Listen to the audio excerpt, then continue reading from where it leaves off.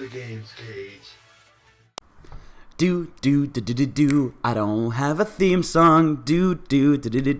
We'll come up with it later. Hey everybody, what's up? Welcome to the third reboot of the Games Cage podcast. That's right, this is the third time I'm redoing and rebooting the podcast. Although this time there's something a little different.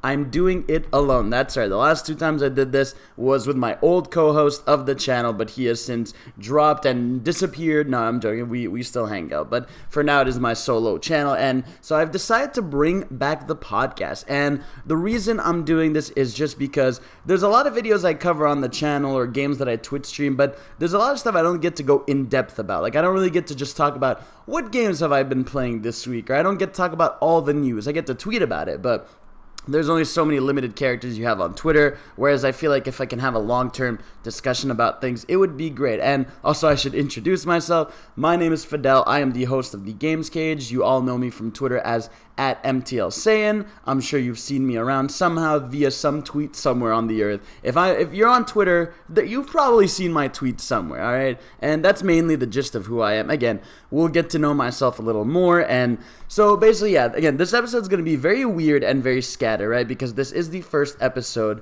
I want to introduce what are the concepts we're going to go through in the podcast. I want to talk about what this is, how it's going to evolve, what are the things. So right away, again, I'm Fidel. I'm a video game player and lover. I love video games. I love hanging out. I love just playing games, especially Nintendo. Nintendo is my biggest jam. I love Dragon Ball, Sonic, Mario. Those are like my biggest things. But usually I'm a big Nintendo guy. I love PlayStation too. I love a lot of their games. Not too much of an Xbox guy. I like some of their games, but it's not really my jam, so I'm mainly a Nintendo and PlayStation person. Again, you'll get to know me throughout the coming weeks. I mean, a lot of you are probably going to listen to this because you know me from Twitter and other stuff, so you don't need to freaking get into everything I am at the moment, but you probably know a lot of stuff. Anyways, so what this podcast is going to be, right? So I want to cut this into 3 segments. I want to keep this kind of short and sweet. The good thing about doing a solo podcast, which is weird, I know, because a lot of podcasts have a host or a co-host, is that at least it's going to go faster, because since I don't have a back and forth, I'm just kind of talking to myself here,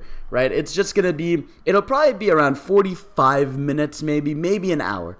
I mean, usually I want to keep it locked to an hour unless it's like a crazy week for some reason. But I feel like in a good way, time is going to pass by quick because I'm not having to not deal with anyone else, but like answer anyone. And I know I've had a lot of people on Twitter ask me, hey, can I come on? Hey, can I come on? And yes, I will figure out a way to get co-hosts on here every so often. I want it to be primarily a solo cast. I know it's good to have people on here, but I feel like it's going to be primarily solo. I'm going to have guests every so often, maybe every few weeks. I'll have someone on, a friend on to talk about whatever. But for the most part, it's going to be a solo cast. And keep in mind, this is going to evolve and change drastically. I mean, no, not drastically, but this is going to evolve and change over the weeks, right? There's some things I'm not going to, like, if you see the way I'm talking doesn't feel like natural or something, I'm going to get better. If you see I miss stuff, I'm going to get better. If you feel like there's stuff I can improve, I'll get better, right? A podcast is much different than a regular YouTube video and very different than a Twitch stream, right? These are all different things, and I promise I'm going to try to do better at it as I go along, right? So the things I want to do for the podcast, right? So like I said, I want to first talk about the games I've played. That's like the main focus in the beginning of just talking about the games I've played during the week, right? So I want to also have this podcast. I'm still debating whether I want to do it on Sundays or Fridays. I'm leaning towards Sunday because it lets all the news of the week pass, right? There's some videos I'll cover on YouTube, but mainly the other stuff I'll cover on here. And I just feel like, especially for someone who's smaller like me, Sunday there's probably no podcast competition and everyone's kind of home and relaxing, so I feel like Sunday is a good spot. I'll see if Friday works out for people later on, but for now it's going to be on Sunday, right? So like I said, we're going to talk about the games we play. We're going to talk about the news, right? And I know this is going to be a weird one because I do make YouTube videos mainly about the big gaming news, and for that I say I'm going to, so if I've made a YouTube video about, let's say, the Switch Lite, right? and there's news, let's say like there's a big news scoop about the Switch Lite and I make a YouTube video about it. Then later in the week on the podcast, maybe I'll mention it, but I won't go too deep into it. So that's kind of the idea there, where there's a lot of news things that happen that I don't make videos on that I want to focus on. And then if there's something I've already talked about on a YouTube video, I'm not going to spend too much time on. So that's how it's going to work for the news. Again, I'll run down things. Don't worry, it won't just be Nintendo things. I'll try to keep it to things I like and I know my audience is kind of here for, but I'll try to keep it as broad as possible. But I won't go, like, I will not talk about, like, the 5 new games on Xbox Game Pass, right? Unless it's like a really slow week, right? I'm going to try to keep it to things that people I like, and not people I like, people like me, like what I do, are going to want to hear and listen to and stuff like that, right? And I'll try to keep it not too much news, right? And then the end, I want to do Twitter questions, right? I have a lot of Twitter followers, and I get a lot of questions all the time. So every week on Twitter, if you don't know my Twitter, it's at MTL Saiyan. So MTL Saiyan as in Super Saiyan. And so I want to answer a bunch of questions. You guys can DM me. I usually put out a tweet before the podcast goes up saying, hey, ask me your questions. And I want to kind of go through as many questions as I can because I know a lot of people love getting their questions answered on air. And again, because I'm solo, I can breeze through them a little faster. So without further ado, let's get right into what I've been playing. So, this past week, I have been playing 2 games primarily. So, first one, I will go to Mario Maker. I won't spend too much time on it because everyone that knows me has heard I've just been loving Mario Maker to death. I've got over 100 hours in there. This week with Mario Maker was primarily 2 things. It was kind of hell. The first, this week I tried to do 2 horrible things. I was trying to beat this level called 1-1 with a twist. So level Mario 1-1 with a twist. And it was basically the first level of Mario, but with a fiery hellscape. Like, it was just a horribly mean level. And I live streamed it. Even when I stopped live streaming, I tried to play it, and I spent an absurd amount of hours trying to beat that level, and I just couldn't do it, and I spent like 2 days on that, so that was hell. But at the same time, I was also trying to make my new level, which is also hell. It was a sequel to a level that I made that was one of my most popular levels, called the Ultimate Claw Challenge. Well, I called it Crane, but now I changed it to Claw. And basically, I was trying to work on that, and that was so hard to test, and like, you know, because the thing about Mario when you're making levels is it's a lot harder. Like, it's easy to put stuff together, but it's harder to test out, right? Because you got to test out each part. You got to press play and be like, okay, does this work? No. Okay, let me restart this. And with the nature of the level I was making with claws, it was insane to try to make that level. And I finally did it, but what was really a bitch was trying to clear it. Because in Mario Maker, you have to clear the level before you can post it online. And man, trying to clear that level, I spent 7 hours. I'm not joking. 7 hours of my life was spent trying to clear that level. So, man, Mario Maker this week just gave me hell on earth. I barely got to play any online courses. I played a few, but you're really starting to see people's creativity flourish. Like, now 3 weeks in that the game's been out, I'm really starting to see people go wild and do crazy shit that I didn't even know you could do, and they're giving me ideas for stuff I could do. So again, the creative flow of Mario Maker continues, and I played a bit more of the story mode. I just love Nintendo's levels. It's just, Mario Maker is just a blessing on earth. Again, I won't spend too much time on it because all I do is talk about that game. But man, what a fantastic tree. And I just can't believe it's Endless Mario. And I just love that it's quality Endless Mario. So that's fantastic. I played a bit of Crash Team Racing, not too much. I want to get some points for the Grand Prix that's going on right now. And I had a lot of fun, man. Crash Team Racing is just a super solid kart racer. It just feels good that we got Team Sonic Racing and Crash Team Racing in the same year, and they both offer a different flavor, and especially Crash Team Racing, it just has a ton of tracks. It's got a ton of, it's just got great karts, great character design, great, mechanics. I like the drift mechanic. It was hard to learn at first, but now I've nailed it, kind of. And it's just a super fun game. I do wish the campaign wasn't as ridiculously annoying as it is. So right now I'm playing it on medium, and I'm stuck at this boss. And this boss, let me fucking tell you about this fucking boss. All he does is spam bombs. Every boss in every world, you know what the mechanic is? Let's spam an item. And I'm not even exaggerating. It will literally be they spam an item over and over again. And I'm like, that's not good level design. That is just an arbitrary annoyance. Like, there's nothing there is no skill there to dodge the amount of shit they're throwing at you at once. I always think that's really stupid. I hate arbitrary difficulty where it's like, let's make it difficult for difficult's sake instead of like, let's ease you and like, let's teach you mechanics and make it challenging, not stupid. Like, there's a difference between stupid and challenging, right? And those difficulty spikes are really dumb. But other than the boss battles, just really fun gameplay overall. So that's mainly what I've been playing. I should be playing more Smash Bros. Because I am going to EVO for the first time in my life in 2 weeks, which is insane. I can't believe I'm going to EVO.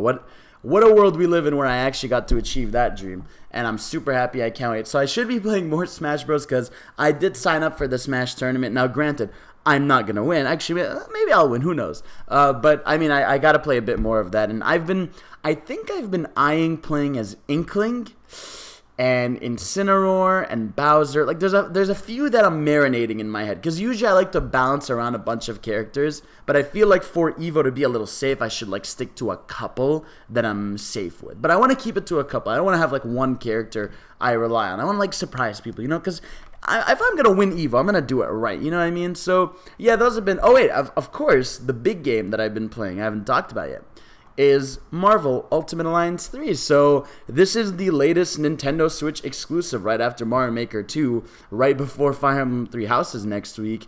And yeah, man, Marvel Ultimate Alliance 3, let me tell you, I miss this style of game. I am having such a blast with this game. Let me tell you what. When I grew up, right, I was born in 96, so my early gaming days were like early 2000s, right? I grew up with stuff like Nicktoons Unite or Nicktoons Battle for Volcano Island or Ultimate Alliance or a bunch of these old school like beat 'em ups where you switch characters in like these 3D environments. So playing Ultimate Alliance 3 is genuinely a throwback of the way the camera is, the way you move the characters around. And what's cool again is Ultimate Alliance back in the day was fun, but like half of the people playing those games didn't know most of those characters. Now like the fact that when people play Marvel Ultimate Alliance, they're excited to play as Captain Marvel or Doctor Strange or Miss Marvel or Miles Morales or Spider-Gwen. It's like all these characters that people had no idea or cared about back in the day. Or Guardians of the Galaxy, and now they are just characters people love and adore and want to spend more time with. So it's cool just seeing a modern version of this game where people actually know and care about these characters, right? And I'm really loving the voice acting. That's one aspect. I'm shocked at just how it really feels like they cared about this game.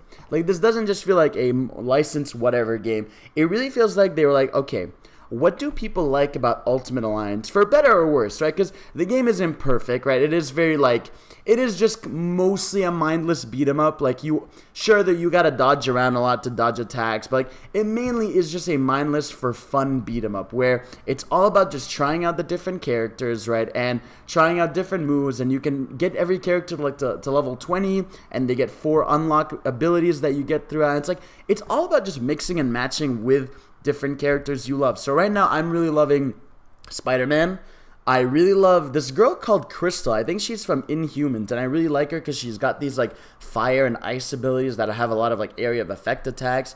I really love, who else did I really enjoy in there? Scarlet Witch is actually really fun. I really love Iron Man. It's just like the characters and just the overall gameplay is super fun. And I think what I love about the game is it's what I like about Hyrule Warriors, where I think when there's a lot of characters you have to choose from, it stops you from getting bored. Because, man, if I just played this game as Spider-Man the entire time, I'd have fun, but I wouldn't be having a blast if, like, I wouldn't be having as much fun as I do when I'm just switching around characters constantly and being able to just, like, play around with whatever I want. It is just a super fun, solid action hack and slash. Again, I'm only a couple hours in. I played online with my friends yesterday, and oh my god, that was a blast. We were on voice call, we were laughing. I'm shocked at how well it works. We live in a timeline, guys, where I had a better online experience with Ultimate Alliance 3 on my Switch than I do Mario Maker 2. That's fucked up and shouldn't be allowed. But either way, I had a ton of fun playing with friends. You can basically play the story missions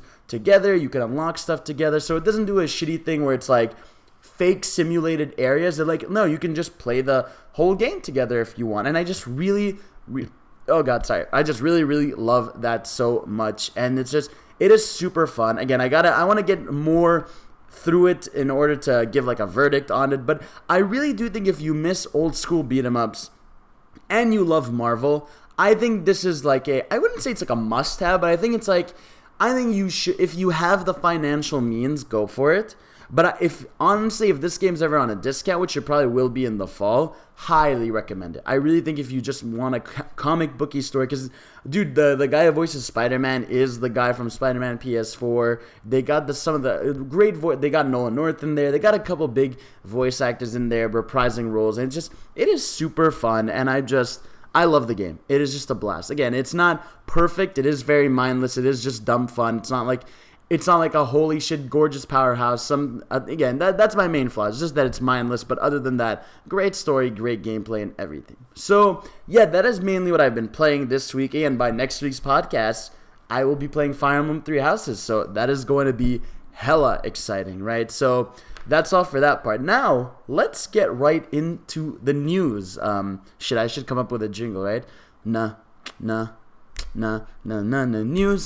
News. I'm going to stop now. So let's get right into the news. So the first news topic we have is the Switch upgrade. Now, last week we had the news about the Switch Lite. I think that's old news now. I know I'm getting one. It's basically just a Switch handheld. But this week we got the confirmation that starting from August, the default Switch, so the one that we all have, is going to get an upgrade for people that start buying them in stores. And basically, Nintendo added an updated processor that helps battery life. So right now, our current Switch lasts 2.5 to 6.5 hours, depending on what you're playing.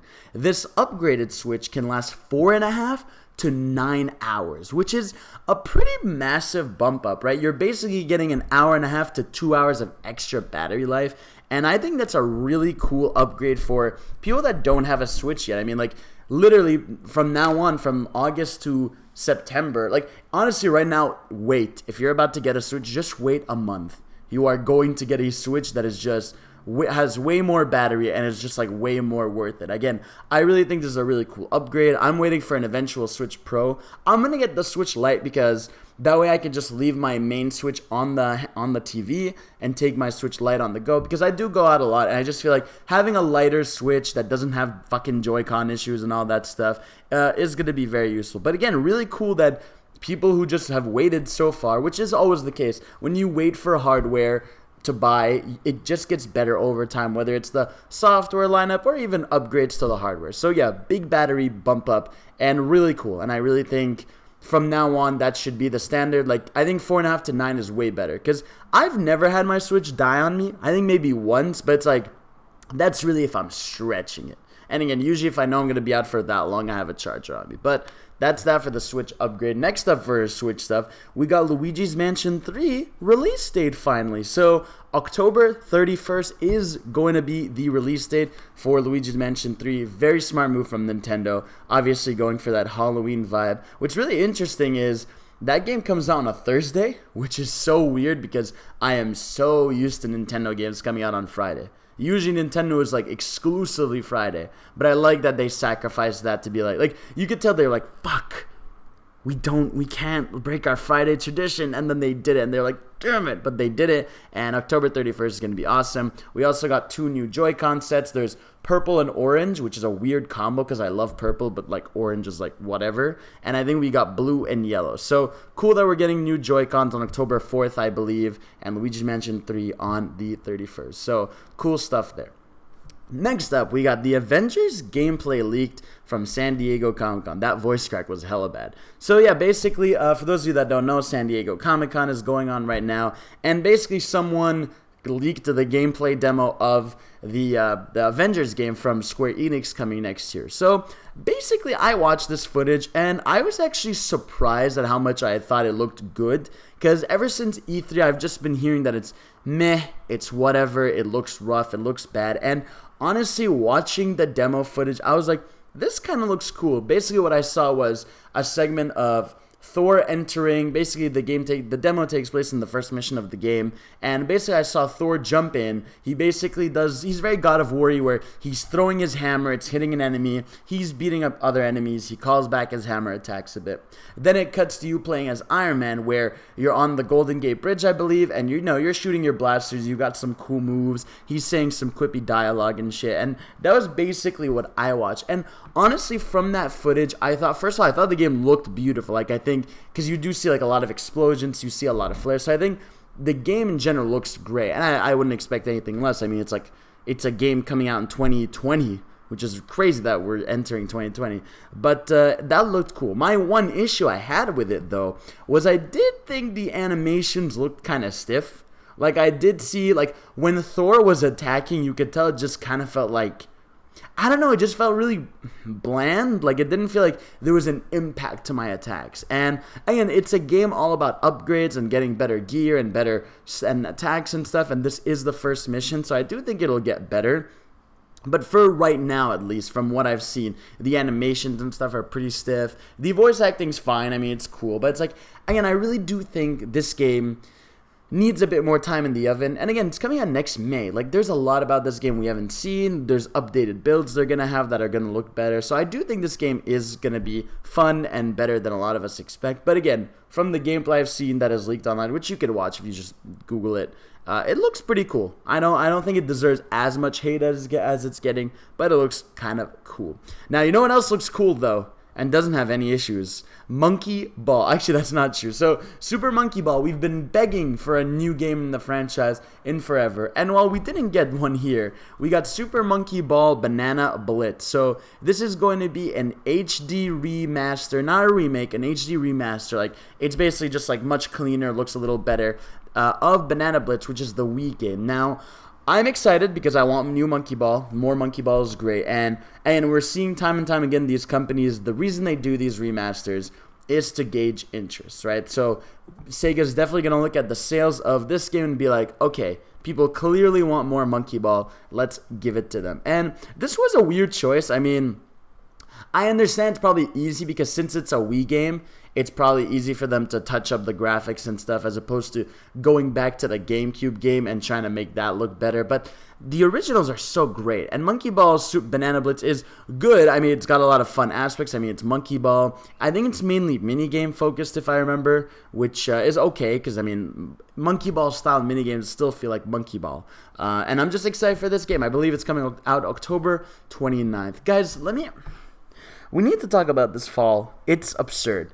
So, especially, there's a certain period of weeks which is insane, which are September and October. But for October, right, we got, towards the end of the month, we got on October 29th, Monkey Ball Banana Blitz. October 31st, Luigi's Mansion 3. The week after, we got Death Stranding. The week after that, we have Star Wars Jedi Fallen Order and Pokemon on the same day. And then the week after that, we get Doom Eternal. So, November is just a shit show, right? There's just 4 weeks of insanity. There's even Mario and Sonic at the Olympics, but that's more of a me thing than a general people thing. And yeah, so that month's going to be insane. But yeah, again, I'm so excited for more Monkey Ball, and I'm glad Sega is going back into the well. And come on, Sega, you need to just release more remasters. I just don't understand. It's a weird subject that we often talk about.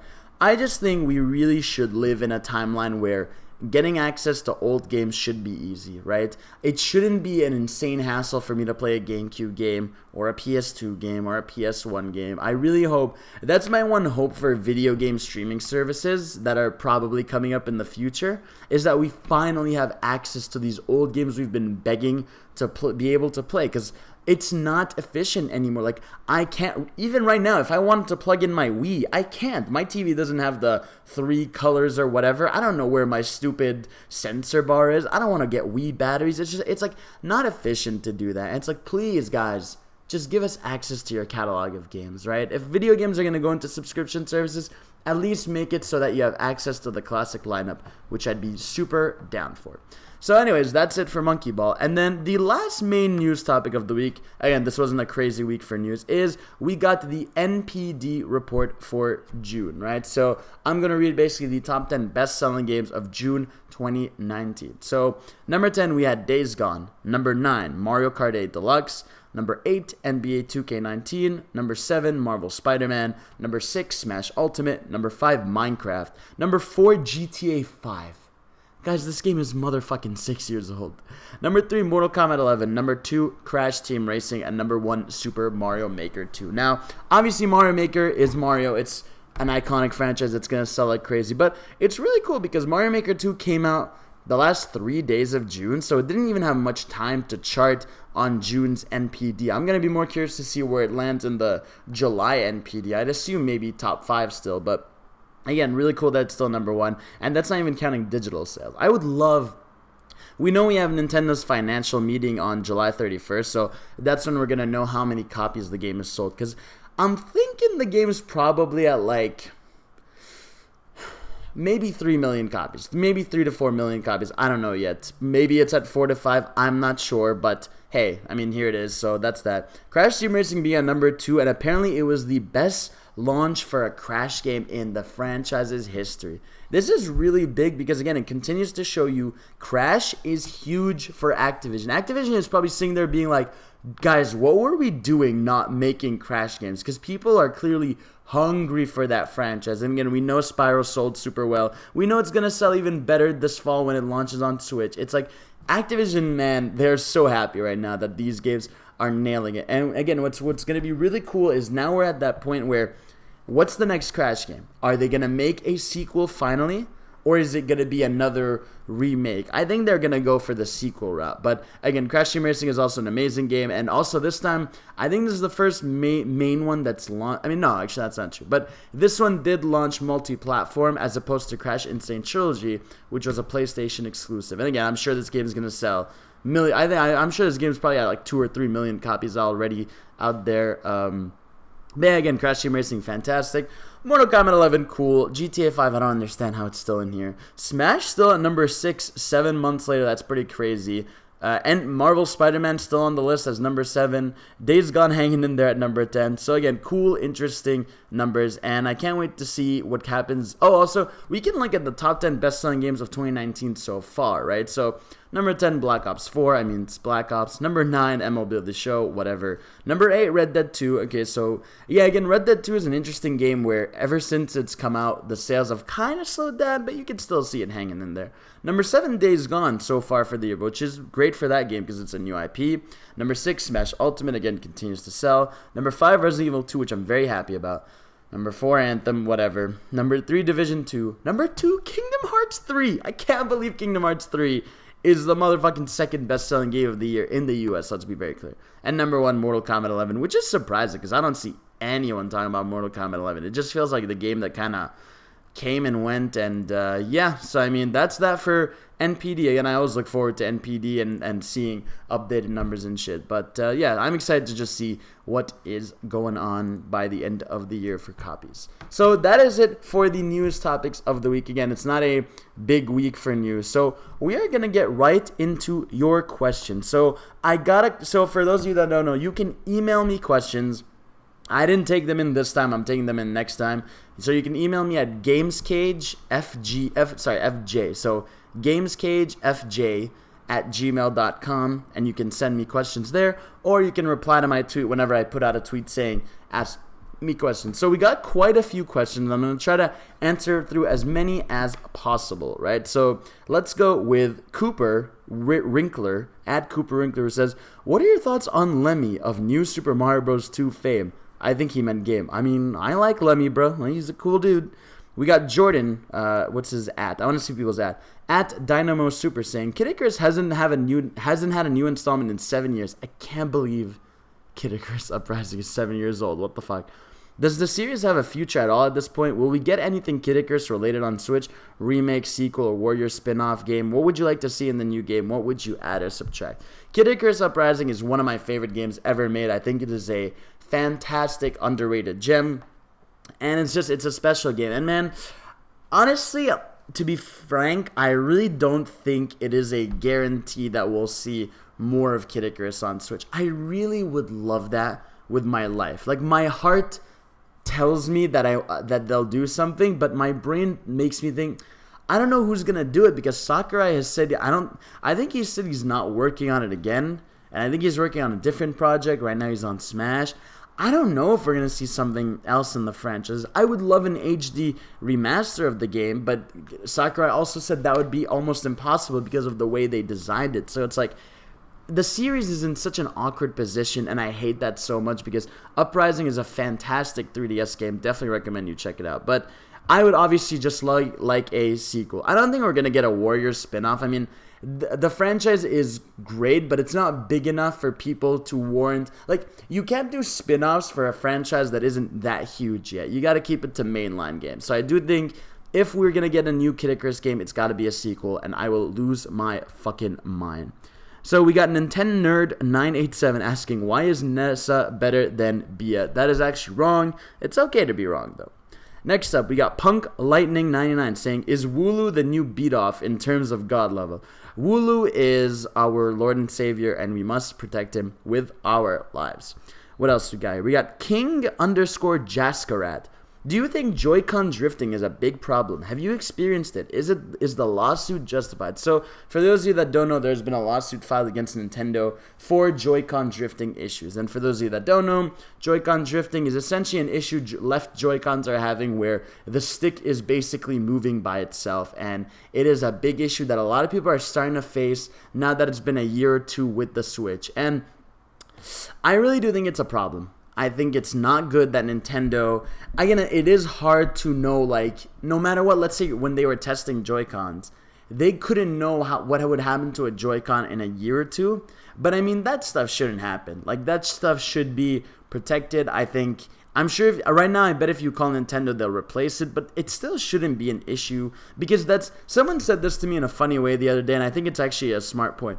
Owning Joy-Cons is basically like a subscription service where at some point you gotta renew it, right? And it's like, that is a fucked up point, but it's true. And I think the lawsuit in some ways is justified because I do think some people do genuinely feel screwed. Joy-Cons are expensive too. I mean, they're $80, I think. And in Canada, they're like $100? It's like ridiculous for us to buy a pair of Joy-Cons. And it's just, I do think they're a little expensive. I think they should either lower the price of the Joy-Con just to make sure people who are having this issue can get other ones, or obviously they gotta fix it. And I'm hoping future models of Switch fix it. So we got at Brody_S10 saying, what's your ideal summer game? Ooh, for me, a good summer game is something like Mario Maker 2, which I really love having in the summer because since I have so much free time, it gives me time to basically make my own levels, play online levels, do whatever. I like summer games to be games I could just spend time with without worrying about anything. Whereas I know, like, what's a game that's not good for the fall? I don't think a Persona 5 would be smart to release in the fall because there's so many games that come out. To me, an ideal summer game is a game that usually you need to sink a lot of time into. So Fire Emblem Three Houses is a perfect example of a summer game. That game's coming out next week. And because it's the summer, it's a meaty game. It's like an 80-hour, apparently, game, and that's just if you do one playthrough of the game. So right there, it's like, if that was in the fall, that would be hell to try to balance that with all the other games. So to me, that's an ideal summer game. It's a long game that you could spend a lot of time into without having to worry about a bunch of other releases. What else we got? We got at Mario Kart. What the fuck? How did you get the at Mario Kart? What the shit? Okay, Cassie Cage, alright, GG for you. What can you honestly acknowledge as borderline an abomination, but you still genuinely enjoy playing it for some particular reason?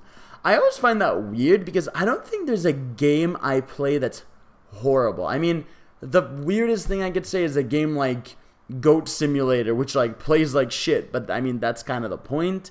Or what's another one that's like that plays like shit? And Sonic 06 is an example of one that's really funny to play because of how bad it is. But yeah, I always find that question weird because I'm not the type of person who always likes this is so bad it's good kind of things, unless I'm with my friends, which that could be a thing.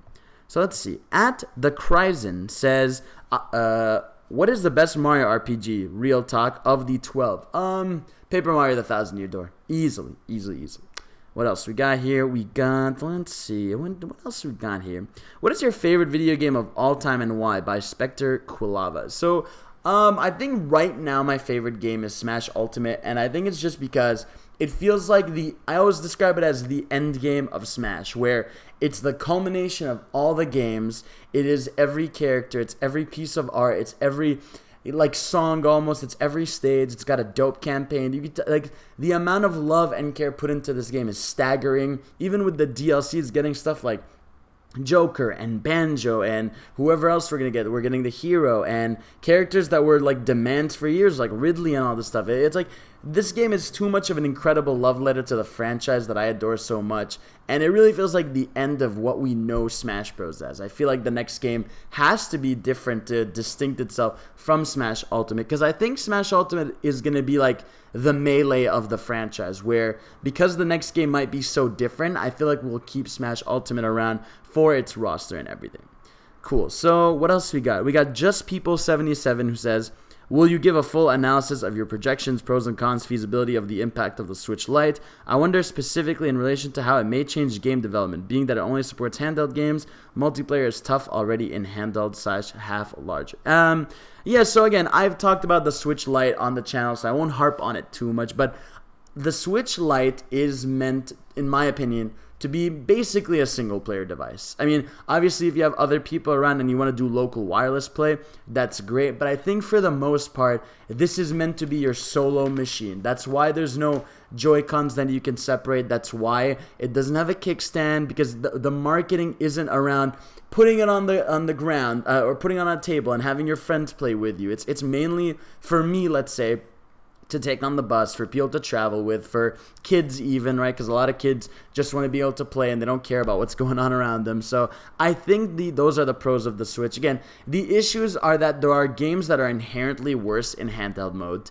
And because of that, some games are just going to be worse if you play that version on the Switch Lite. That's why I kind of like the idea that I will play my indies and other stuff on my Switch Lite, and I'll play the bigger, more TV-esque games on my Switch regular. So I do think those are the issues people are going to face with the Switch handhelds, is that there are some games that are just inherently going to be uglier and don't work too well in hand. Like Xenoblade Chronicles 2 is notorious for looking ugly as shit on the handheld. Like when I played that game in handheld, that was one of the ugliest things I'd seen in my life. And that game is just going to be bad if you play it there. So yeah, I think no matter what, some experiences aren't good on the handheld, whereas games like Odyssey work incredibly well, or Breath of the Wild, or Splatoon, or a bunch of other stuff. So these are already the kind of pros and cons there. What else we got here? What should we answer? We got one at Alpha Beta. If one character from Smash Ultimate were to be cut and from the rest of the cut from it and the rest of the series, who would you want it to be? Get rid of fucking. Oh, let's see. Who should I cut from? I can cut out the Mii's. Fuck them. Easy answer. What else we got? Alyssa Ali Core says, how old were you the first time you played Mario? I can't answer that. I don't know. Maybe I was 4, 5. I was probably 4, I'd say, or 4, 3. I don't know. Probably 4. Let's see. What else we got here? Arashi-san says, I've always wanted to be on a podcast, but questions, yeah. What 2 characters do you want to see in the last slots of the Fighter Pass? I get this question a lot. I would love to see. What else? I'd love to see Dante. I feel like Dante would be like a holy shit moment for me. I think Gino deserves a slot, man. I think Gino's been asked about for years, and I would really love him to get in to end that kind of ultimate path of asking for that character. I'd love Captain Toad. Captain Toad's another character that I really fucking love and would love to see a slot. Who else would I love? I want to see the Doom guy in there. That would be hilarious. Scorpion would be really cool. Again, what I love about Smash is we're at that point where I really got to think in my head, who do I want to see in there that isn't? I'd love Leon from Resident Evil 2. I'd love Mega Man X. I'd love a Hunter from Monster Hunter. So a lot of options. I am not picky. Let's see, what else we got here? Johnny Loxon says, do you think Nintendo should start remastering / remaking GameCube games or just release them as Virtual Console? No, just release them as Virtual Console, because whenever Nintendo remasters a game, you gotta wait for them to announce it and then release it, and then you gotta maybe hope they remaster the sequel. I don't want to do that with that. I just want them to release those games as a Virtual Console. But do I think they will? I think Nintendo, to be frankly fucking honest with you, wants to remaster them and give them to you piecemeal. I just don't. I just want Nintendo to let me play my GameCube games, bro. The fact that I haven't had an easy way to play GameCube games in ages is absurd. Put them on the fucking virtual console, okay? Figure it out. I know it's hard. I get it. But figure it out. You can do it. I know you can. Cool. What else we got here? At the CB Hero. Let's see. Devil May Cry 5, as we know, it did pretty well financially, and there's a chance for a sequel. But since DMC5 is the end of Son of Sparta arc, in what direction do you think the series can go now? That's actually really interesting, because I didn't know it was the end of an arc there. I think, again, obviously, they really do hint at the end of it that Nero's journey will continue, so I think we will see more of a focus on Nero. But I don't think it's over. I don't think Dante's story is over. I mean, I know he's in hell with Virgil. I mean, spoilers for DMC5, but I think they can still find a way to squeeze in more Dante, I think. But I do think Nero is the step of the future. I think maybe they'll add another additional character, maybe let the ladies fight. I don't remember their names, Trish and someone else. There's someone else in there. There's Trish, Lady, and another girl. I don't remember her name. But point is, maybe give the ladies shine. There's a ton you could do with that series, and I'm so happy it's alive and happy. At Chris the Bomb says, what do you think will happen to Smash after the final Fighter Pass character is released? I've been wondering about this, right? I think, I've said this often, I think there's going to be an extra character or two. I think there is going to be like a bonus, hey, here's a free character for everyone. I don't know why I have that sense in me. I don't think we're going to get a second Fighter Pass. We might, but I just don't know. And I think maybe we'll get updates like, obviously, balance patches. We'll get costumes. Maybe we'll get additional modes in there. Like, maybe we'll get more stuff like a boss rush mode. We'll get the OG target smash. But it's like, I do think at some point they might want to, I don't want to say cut to the cord, because obviously this is a game that's going to last years for them. But I do think at some point they got to be like, okay, we have filled this game with everything that this franchise loves and needs, and we got to stop and put our resources somewhere else. So I do think after the Fighter Pass is done, again, maybe other than an extra character or two, it's gonna be just like updates and maybe some extra modes and extra spirits. What else we got here? What's a fun question? PM Robin 8 says, what made you decide to start YouTube channel and review games? This is one I've gotten often in general. It's my whole life, I always do this thing in my head where I picture myself on YouTube, on interviews, on TV, on like talking about games.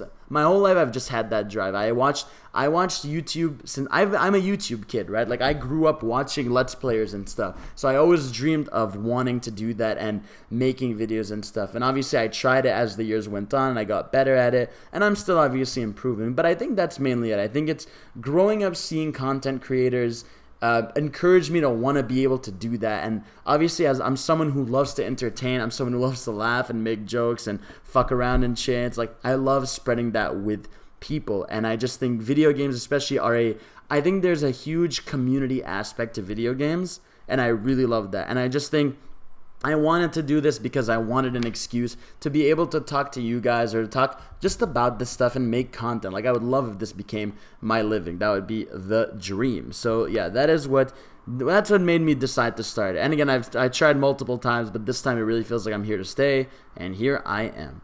Let's see, what else? What's interesting? We got a ton of questions. Aiden Snyder says, what do you think is going on with Pikmin 4? Miyamoto said it was almost done in 2015. I think Pikmin 4 was basically going to be a Wii U game that focused way too much on the gamepad. And then when the Wii U was going to die, they were like, shit, we got to rework this game. They realized reworking it probably fucked up way too much about the game. I'm convinced that they genuinely probably scrapped a ton of it and have restarted from the beginning with the Switch in mind, especially because now there is no Wii remote, right? So they really got to work around stuff, and I think they want to put a lot of ideas. But again, I think we are 1,000% going to see Pikmin on Switch. It's just a matter of when, not if.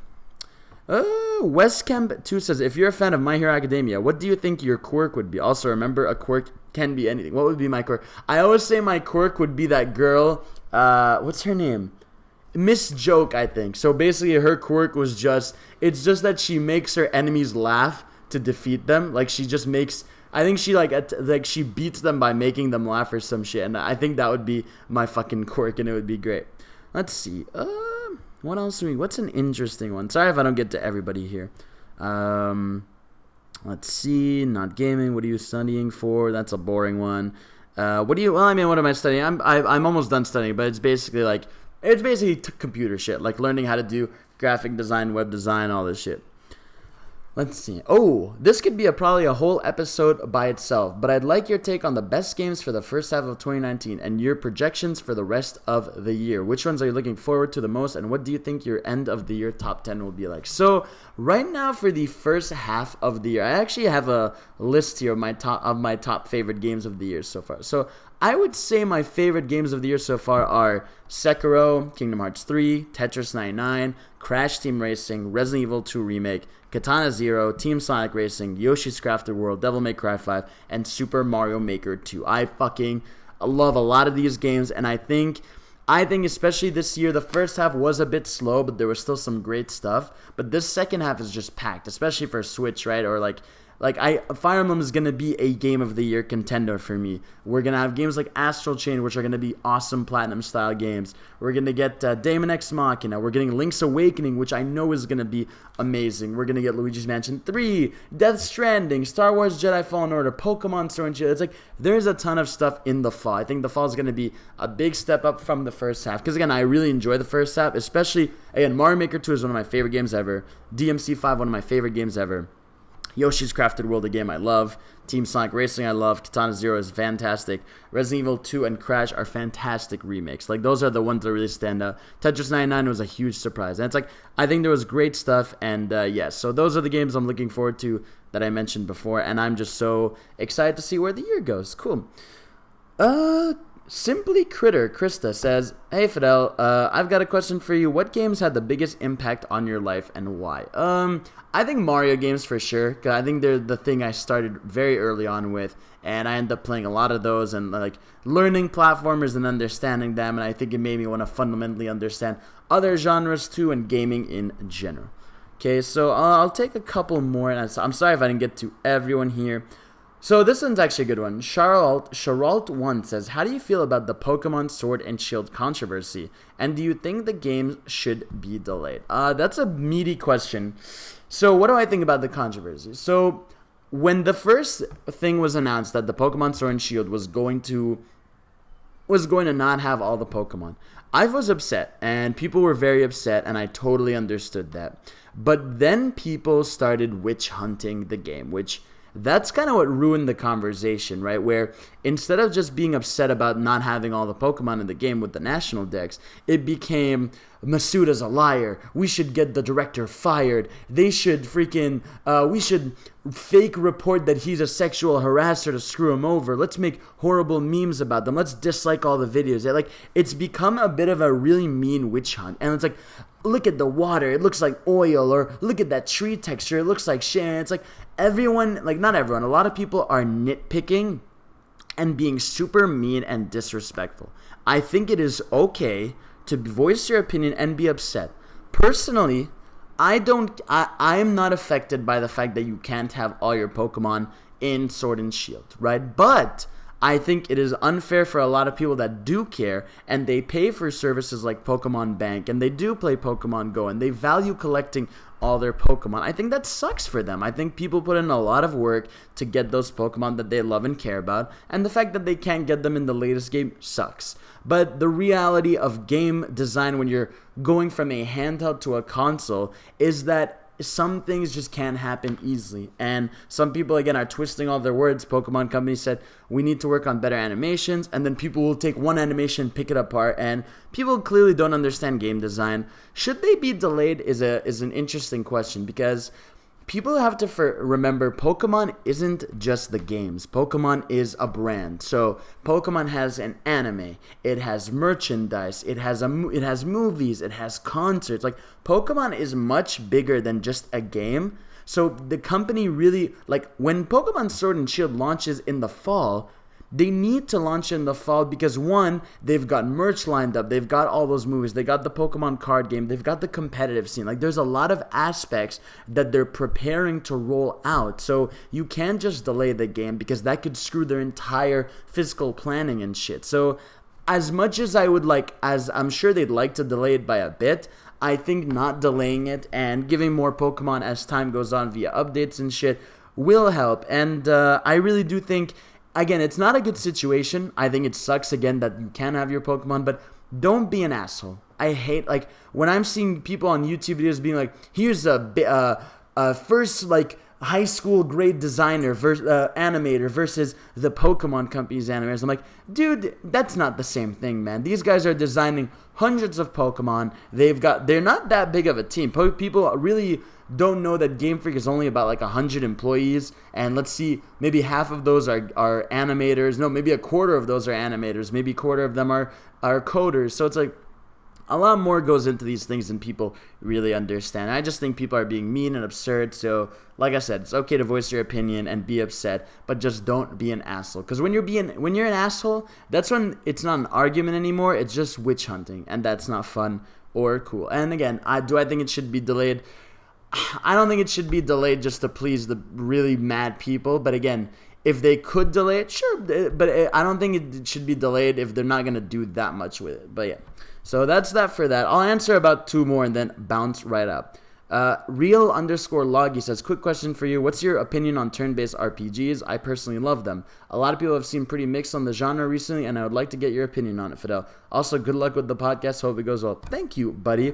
So yeah, basically, turn-based RPGs, I feel like are in an interesting position where I feel like in the PS3, Xbox 360, Wii era, they kind of died a bit. Like you kind of saw them looming away, but we're starting to see a bit of a rise in them because of the new systems and ways companies are handling them. So Persona 5 is a huge example. That's a turn-based game, but it is one of the most beloved games of this gen, right? And it's because it's not a turn-based game that feels slow and sluggish. It feels quick. It feels well made. It feels like everything's snappy. And I feel like being snappy is a big part of our modern era. People want things to go a bit faster in life. That's why people want action games. And then you got games like Final Fantasy VII, yeah, which isn't a turn-based game, but it's an action game, but it has some turn-based elements. But I do think when you're seeing games like Octopath Traveler be a big success with over like 2 million copies sold, or Dragon Quest XI, which was a big success, we are seeing a bit of the rise of turn-based games. Again, the reason they shifted away a bit is because it's weird when you have a incredible, legit-looking game, and then you have the characters standing waiting for their turns to attack, right? So I feel like that's why there was a big shift within that genre. But I feel like now that we've had a ton of action games, people are hungry for that sort of turn-based style. And I think it's the opposite. I don't think it's mixed anymore. I think now there is a big crowd that is willing to play that if it's fast enough. Like, I want more games. Like Dragon Quest XI is adding this for the Switch version. They're adding a 3x speed feature, which I think that is a godsend. I don't think that shows weakness or that your game is slow. I think it's like, no, some people really just want to rush, like, get through the battles, even though they're having fun with them. It's like, I do think there's just an inherency to, or how old Final Fantasy games actually, they add those 3x speed buttons. It's because people want things to be a little faster and snappier. So I do think turn-based RPGs are kind of coming back slowly, but I just think they're for an audience. But I think you can make it work if you do a good job. Again, Persona 5 is the ultimate example of that, which is like, yeah. So again, I actually really love them too, and would love to see more of them because I really love turn-based RPGs. And I like ones that are kind of like Paper Mario, where they're turn-based, but you have some active battle moments, which are really cool. So yeah, I think that is it. I mean, maybe I can go through a few more. I feel really bad. What keeps you posting funny? Lipom23 asks, what keeps you posting funny ass stuff on Twitter? You don't get paid, so why do you do it? Because inherently, I inherently didn't join Twitter with an objective. I joined Twitter to tweet, and the more people follow me, the more people get to see those tweets. And I'm someone who's always funny and crazy and over the top. So the way I see it is, why not just at least share that with the world? Even if I don't see any return from that, it's just me being me. My whole life I've taken funny videos, pictures, and everything, which people meme to death now, which is hilarious.